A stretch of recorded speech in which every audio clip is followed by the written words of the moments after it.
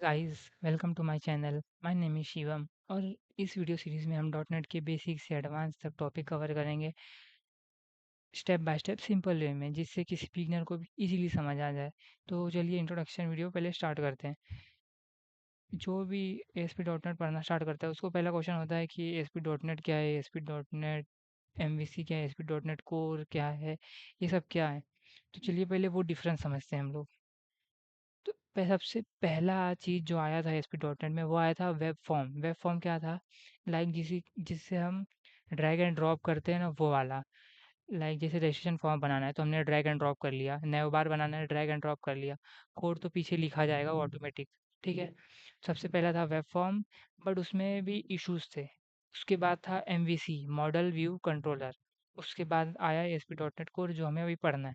तो पहले देखते हैं कि ये वेब फॉर्म में क्या इश्यूज थे, तब जाके एमवीसी आया, उसके बाद कोर आया। ठीक है। तो वेब फॉर्म में देखो एडवांटेज थे कि जल्दी बन जाता था। Rapid development, visual control, less coding, मतलब कोडिंग नहीं करना था, कोडिंग ऑटोमेटिक हो जाती थी। बस हम लोग को ड्रैग एंड ड्रॉप करना था। बट इसमें क्या था, टेस्टिंग डिफिकल्ट हो जाता था बहुत, कि लाइक अगर कुछ एरर है तो बहुत मतलब टेस्टिंग टाइम बढ़ जाता था। और इसमें एचटीएमएल कंट्रोल भी बहुत कम थे। ठीक है। इसके बाद हमने डिस अपग्रेड होके आया SP dot net MVC. MVC stand for model view and controller.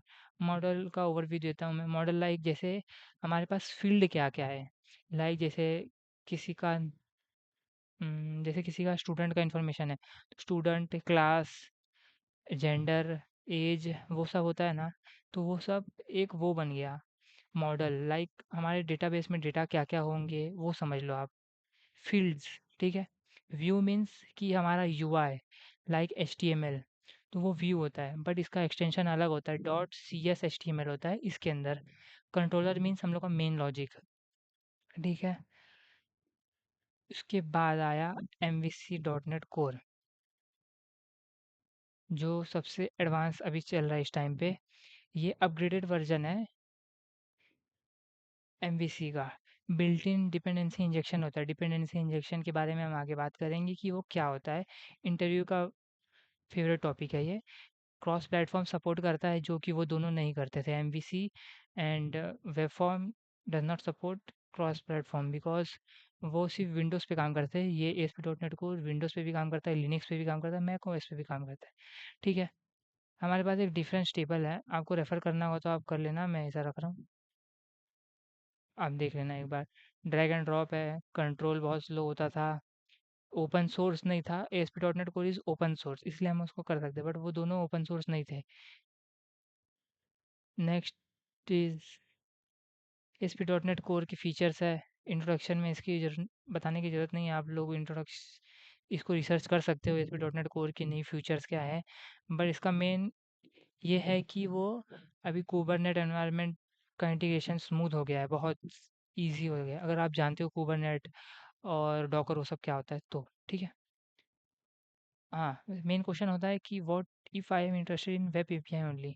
तो बहुत लोग क्वेश्चन होता है एमवीसी और वेब एपीआई का डिफरेंस क्या है, मुझे एमवीसी पढ़ना चाहिए या वेब एपीआई पढ़ना चाहिए। तो MVC is model view control means हमारे पास मॉडल भी है, व्यू भी है, कंट्रोलर भी है।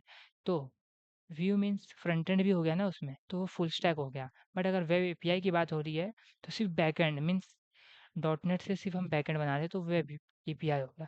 बट अगर आपको वेब एपीआई के लिए भी पढ़ना है तो आपको थोड़ा नॉलेज होना चाहिए एमवीसी का, कि वर्क कैसे करता है। मीन्स वर्क फ्लो क्या है, मिडलवेयर कैसे काम करता है, नेक्स्ट नेक्स्ट नेक्स्ट ऐसे एक्सेट्रा। ठीक है। मीन्स आपका मेन गोल होना चाहिए कि एमवीसी को समझ लो कि कंट्रोलर कहाँ से कहाँ जा रहा है, क्या रिटर्न कर रहा है, व्यू कहाँ जा रहा है। ठीक है। नेक्स्ट स्लाइड पे चलते, सॉरी।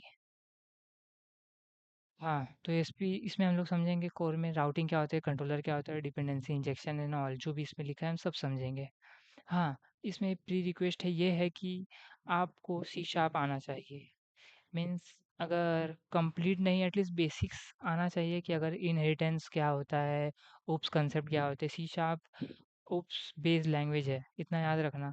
तो आपको सी शार्प के बेसिक्स आना ज़रूरी है, कि वरना आपको कोड ही नहीं समझेगा तो आपको डॉट नेट का फ्लो ही नहीं समझेगा। बस इतना था इंट्रोडक्शन। मैं नेक्स्ट वीडियो कल अपलोड होगा, तो आप लोग रेडी रहना सी शार्प के बेसिक्स पढ़ के। Thank you for watching my video. If you like, share and subscribe, this will help me a lot.